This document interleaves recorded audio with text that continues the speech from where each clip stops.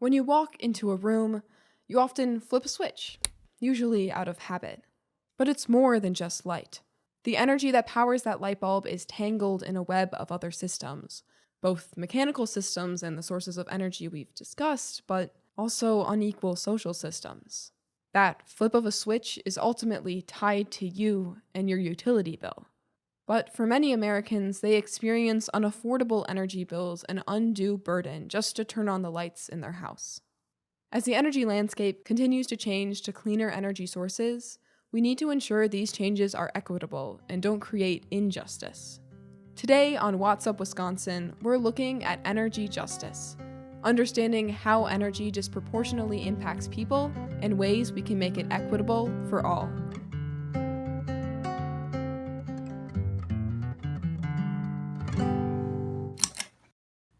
You're listening to What's Up Wisconsin, brought to you by the Wisconsin Energy Institute, where we explore your questions on energy in Wisconsin. I'm communications intern Britta Wellenstein. Energy justice is a wide term. The Initiative for Energy Justice defines it as the goal of achieving equity both in the social and economic participation of the energy system, while also remediating social, economic, and health burdens on those disproportionately harmed by the energy system. To understand this definition a bit more, I spoke to Jaime Garibay Rodriguez, a postdoctoral researcher at the University of Wisconsin-La Follette School of Public Affairs. Jaime works in Morgan Edwards' Climate Action Lab and with the Office of Sustainability on UW-Madison's campus. It really refers to the equitable distribution of benefits and burdens of energy production, distribution, and consumption. And what really energy justice encompasses are the socioeconomic and environmental dimensions of energy systems. And really its purpose is to ensure fairness, inclusivity, and sustainability of energy-related activities. And this really has to happen from the decision-making process, so really from the start. And it also has to end with the outcomes stemming from that process. So it's really important to take that into account. And the reason why energy justice is a hot topic right now is because we know that energy has a vital influence on the overall well-being of society. And this, just to name a few, it's like enabling access to essential services, positive health outcomes, environmental benefits, and of course, economic opportunities. There are a few key principles of energy justice, and it's about distributional, procedural, recognition, intergenerational, and also environmental justice. And the last two are highly interrelated. Before we can dive into energy justice, we have to look at why we need it and understand the unequal distributions of energy and energy burden. In your definition of energy justice, you said this idea of burden. So what is energy justice trying to fix? What is this inequality that we're seeing? Yeah. So I think one of the main issues around energy justice is access to affordable energy. And one way to measure this is with energy burden. So in general, energy burden is a portion of household income that is spent on energy bills and transportation fuel. So it's the overall energy expenditure of a household. And it's simply calculated by dividing the household energy expenditure by the total income, and it's commonly expressed as a percentage. So this varies with every other definition of energy burden, but it's usually accepted that a household that spends more than 6% of its income on energy expenditures is energy burden. However, there are significant differences in energy burdens across regions and communities. This is due to several factors, and mainly because of energy prices and income levels, obviously, but also the geographical location. So this is particularly important because there could be a situation where there's a household with very low income located in an area with extreme weather, like very cold climate or very hot weather that will need increased heating and cooling needs. So I think it's really important that we understand energy burden and that a higher energy burden will put a household at increased risk of something called energy poverty. This is especially important when there's a shock in the system. And shocks in the systems are usually volatility in energy prices and extreme weather events. What's important about understanding what is the energy burden in a region is that at this point, a household would not be able to afford adequate energy services and may need to compromise to meet other basic needs such as food or health care. Energy burden is felt strongly in Wisconsin. For low-income communities, the average energy burden is 6% and 14% for extremely low-income households in Wisconsin. This burden can be worse in specific communities. A Sierra Club report found that in Milwaukee, low-income communities overall spent 12.8% of their income on utilities. As Jaime said, 6% or higher is considered unaffordable. A 2016 American Council for Energy Efficient Economy report found that on average, low-income households spend 25% more per square foot for energy. Low-income communities aren't the only ones that experience a higher burden. The same study found that African American households experience a median energy burden 64% greater than white households, and Latino households have a median burden 24% greater. This burden comes into play as we start to electrify neighborhoods. As neighborhoods start to add renewable energy or change out gas heaters for electric, which often reduce energy costs in the future, some communities will experience carbon lock-in, which is a big area of Jaime's research.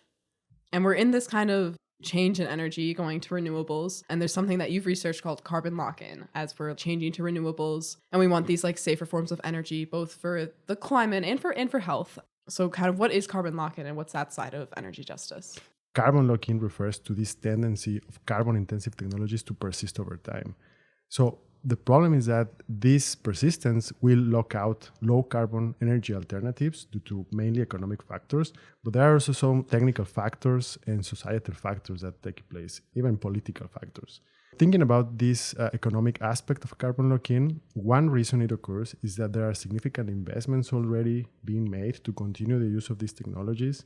So these investments will have a sort of inertia. They could be also promoted by political or societal expectations. One very important thing to note about carbon lock-in is that this could happen even if there are alternatives of low carbon technologies that could be better in economic terms or technical terms. Like when we know that we could install like a solar panel and it's going to be cheaper than a carbon intensive technology, but we don't do it for some reason. So it's really, I think it's one of the bigger challenges to overcome if we want to achieve ambitious climate goals.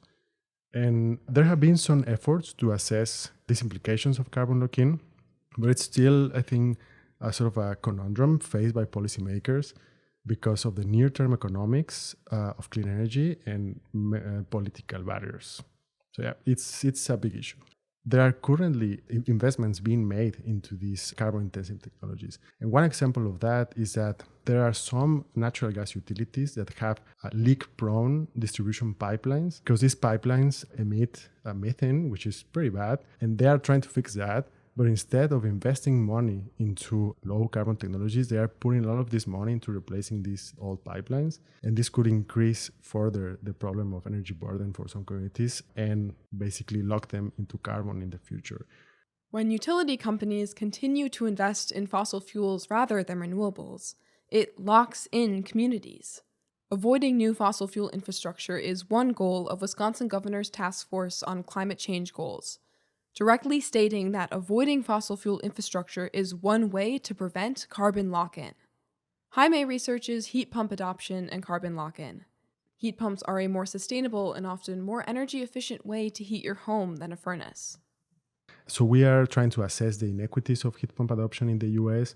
So we have found that communities of color in particular, and minorities and low-income communities, and really vulnerable groups are less likely to adopt a heat pump in comparison to a white community or higher income communities. What's more important about that is that we have found that is happening in regions where there are clear economic advantages of installing these heat pumps. So I think that's a clear example of energy injustice so we don't know why, but there's a sort of mechanism that's happening that even when there's a region like it's very favorable to install these technologies, a person of color is much, much less likely to adopt these technologies than another person.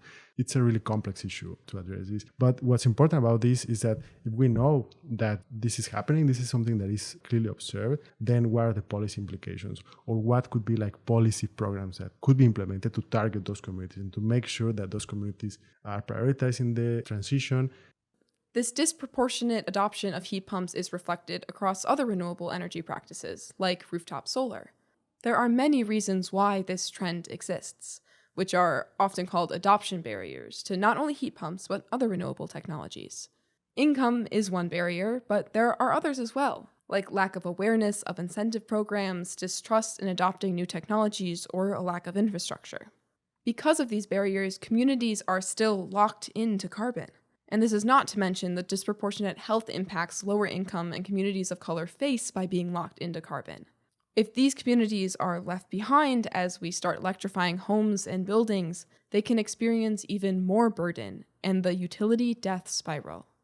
We're trying to answer what are the energy burden implications of communities that are most vulnerable to experiencing this carbon lock-in.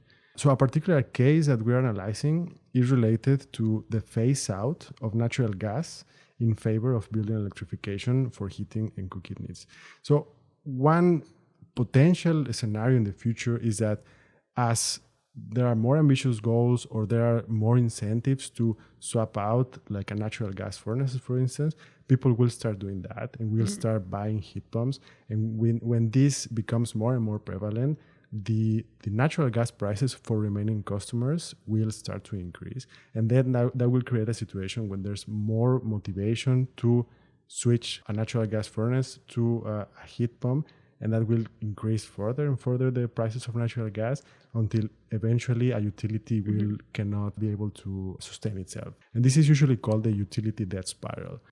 To reiterate this, as communities, buildings, and homes start electrifying, adding solar panels, or transitioning away from gas stoves, they're not as reliant on utility companies for energy. And this decreases the utility company's base. But other communities who cannot make these changes, often low income, are left with higher energy bills as utility companies try to make up the difference. Which is why when we start to electrify communities, we need to ensure all communities are getting equal access to these technologies. And there are a lot of ideas on how to prevent the utility death spiral and prevent undue energy burden. A very good example of a type of solution is improving energy efficiency in homes. Like in cold climates, of course, this is a well-known concept, but even like in Wisconsin, there are estimates that about 18% of energy could be saved in single-family homes through energy efficiency measures alone. And there could be regions where this is a little bit more increased because here energy expenditures are a lot higher. So there's more concern about energy efficiency in homes, but still, like I think 18% for Wisconsin is pretty high. Addressing these energy efficiency problems not only will improve the quality of life and comfort of people in their homes, it's also going to lower their energy bills. And it's really not that difficult to do. This could be promoted by increasing incentives for energy efficient appliances and weatherization and retrofits in homes. Another solution to energy burden that I think more people are familiar with is simply increasing the percentage of renewable energy. So wind and solar are thought to play a major role in reducing energy burdens because I think we are at a point where they could contribute to lower overall energy costs. So that's a really important one. And other examples, like just to mention a few others, could be like direct financial assistance to low-income households. And also an increasingly important problem is that we need to increase like energy education. So a lot of people of low income don't have access to like literacy or energy education. Okay. Community engagement with those communities most vulnerable could be a great opportunity to let them know that they can save money through just like energy efficiency measures. Then what do you think the future of energy justice holds? Kind of where do you see the next direction? So first of all, I think I'm hopeful for the future, mainly because of the political setting right now in the US. I think it's really exciting where things are going. Like talking about that a central goal in the energy transition is equity and energy justice. So a clear example of that is this commitment to Justice 40 goals. This means that there's federal commitment that at least 40% of these federal investments into the new energy systems will go to disadvantaged communities. So I think that's pretty huge. Like 40% is a big number. Maybe you have heard about Dr. Tony Reams. He's the U.S. Deputy Director for Energy Justice in the Department of Energy. And he has pointed out that it's really about reimagining a system that has created these injustices for many, many years. But he's hopeful that at some point addressing equity issues will be just a standard way to do business, whether it's a new investment or just an expansion of a business. Mm-hmm. So I think putting that in front of everything else in the decision-making process of a new business is super exciting and should give everyone hope to the future. And just to come back to me, what does an energy justice future looks like? So I think it's where everyone can benefit from the energy system, and it's affordable, and it's environmentally sustainable, empowers community, creates jobs, it's resilient. Well, I think a more ambitious goal is to have not only energy justice in the US, but have energy justice across the world, mm-hmm. where international cooperation can help like developing countries to achieve this. I think that's the ultimate goal. In our talks on solutions working towards energy justice, Jaime pointed me to Slipstream, a nonprofit based in Madison, Wisconsin, aiming to accelerate clean energy adoption with an equity lens.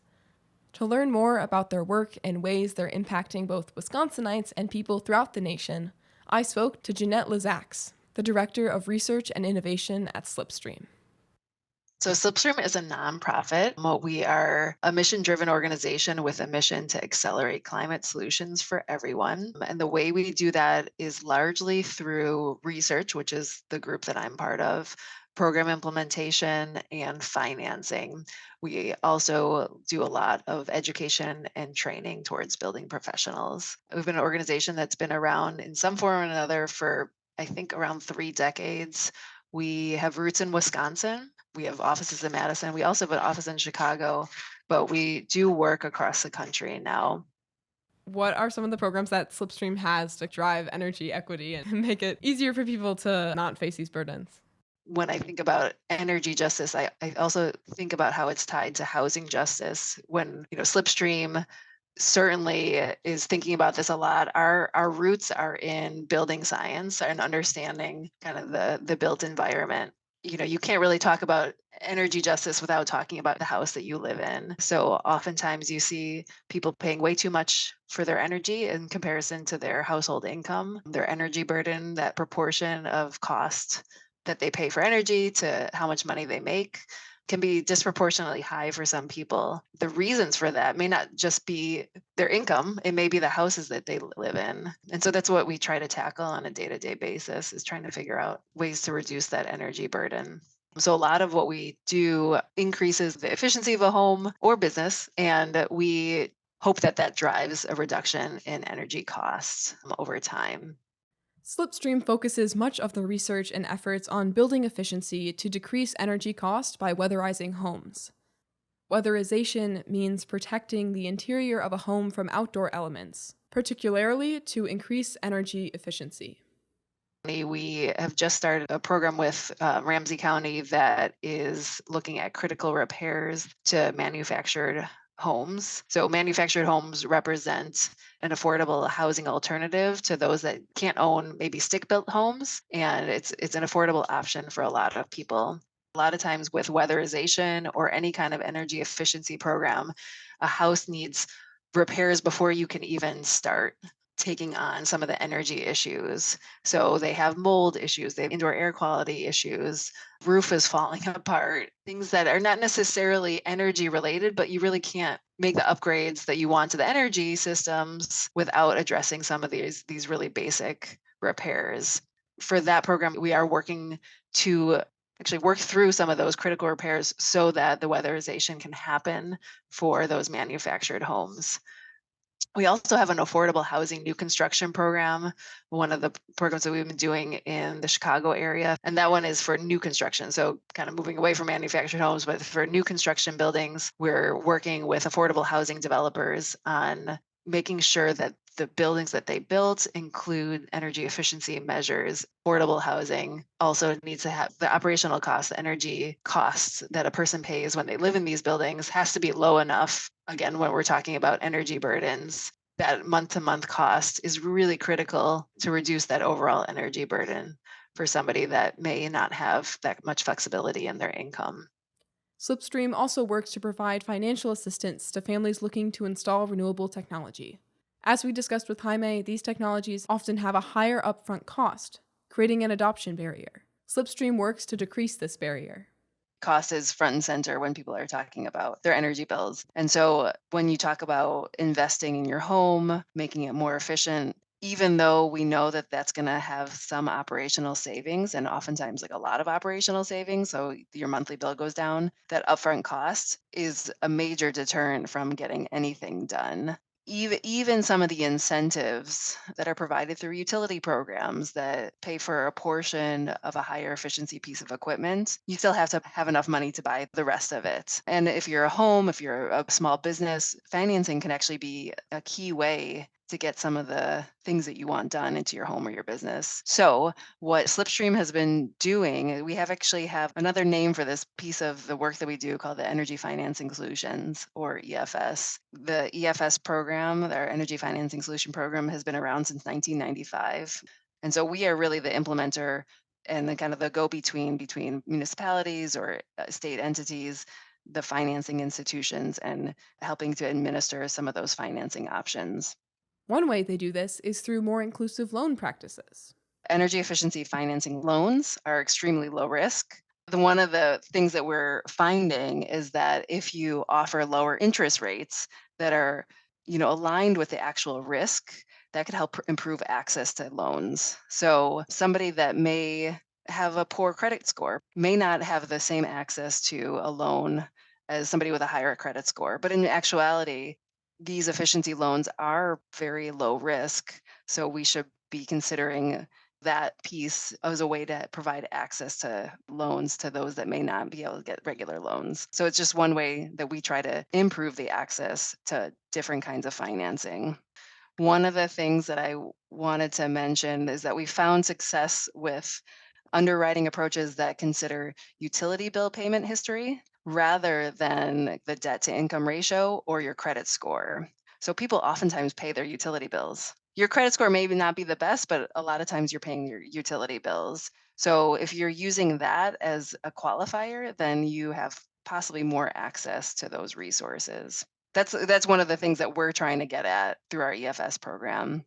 This alternative loan that assesses utility bill payment history rather than credit score found a 51% increase in loan application and a 10% increase in loan approval rate.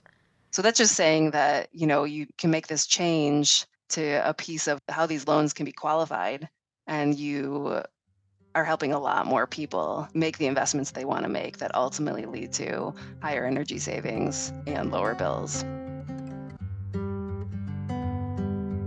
Thanks for listening in. Do you have questions about energy? Wondering how new energy solutions are taking off in Wisconsin? Let us know by sending an email at communications@energy.wisc.edu or tweet UW Energy and tag WhatsUpWI.